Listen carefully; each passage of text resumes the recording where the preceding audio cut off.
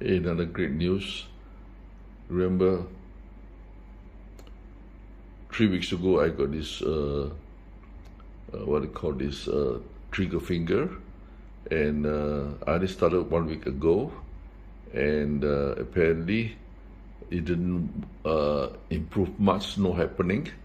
And just now I tried and I put a different acupoint area, and lo and behold, just 15 and 10 minutes, 25 minutes, I'm completely healed. My trigger finger is gone. Look at that. I can go this way now, up and down. I don't make it happen. Thank you, I don't.